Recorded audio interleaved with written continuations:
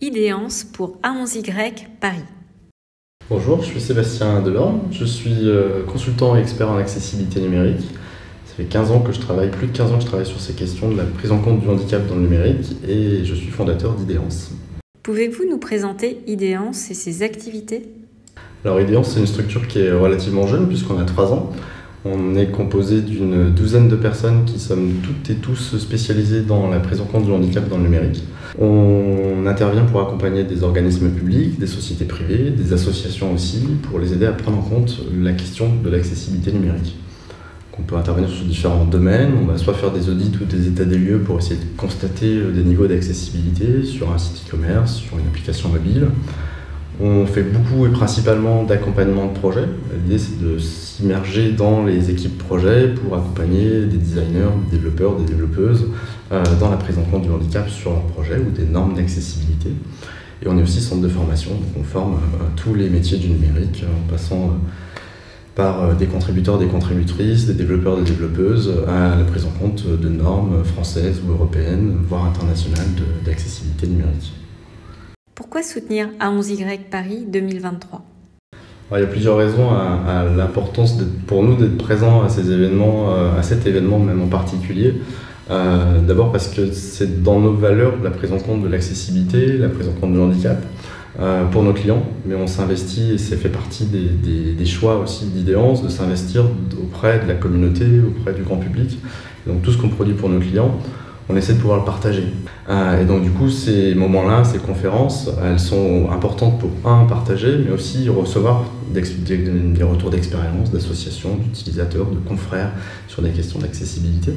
Donc on y apporte, mais on reçoit aussi beaucoup. Et donc c'est pour ça, entre autres, qu'on souhaitait s'investir financièrement et soutenir A11Y Paris.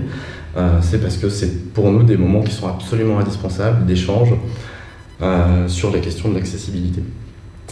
Quels sont vos constats concernant l'accessibilité numérique ?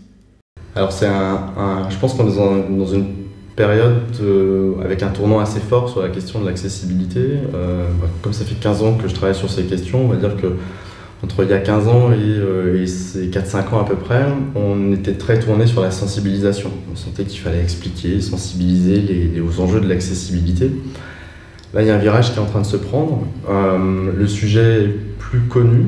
On a beaucoup plus de structures qui commencent à se pencher sur les questions de l'accessibilité. Mais on a aussi une accélération très rapide de la prise en compte du numérique. Cette prise de conscience sur l'accessibilité, elle n'est pas suffisante pour réellement faire avancer les choses. On a besoin de mettre un coup d'accélérateur assez fort dans la prise en compte de l'accessibilité, sur les aspects légaux, sur les aspects production, on va dire prise en compte réelle, et aussi dans les formations. Donc à mon avis, c'est sur ces 3 aspects, la mise en œuvre, la formation et le contexte légal, sur lesquels on doit avoir absolument un peu plus de prise en compte et de rigueur sur les années à venir, pour que le sujet se développe vraiment. Et concernant l'accessibilité au sens large ? Je pense qu'il y a encore beaucoup de choses à faire effectivement dans tous les domaines de l'accessibilité et tous ces domaines-là, globalement, on doit prendre en compte l'accessibilité ou la prise en compte du handicap de manière globale. Pour citer quelques exemples qui sont très souvent cités, on peut avoir une application mobile la plus accessible possible si cette application sert à réserver un VTC ou un taxi, mais que les chauffeurs ne sont pas sensibilisés à l'accueil de chiens guides, par exemple, dans les véhicules. On a tout raté parce que l'application est accessible, mais le service, lui, derrière, ne l'est pas du tout. Et l'expérience utilisateur, elle peut être catastrophique si un chien est refusé et donc du coup la personne est refusée dans un véhicule. Donc en fait, on a vraiment besoin d'intervenir sur l'ensemble. Le numérique, c'est une toute petite part, l'ensemble du service de manière générale.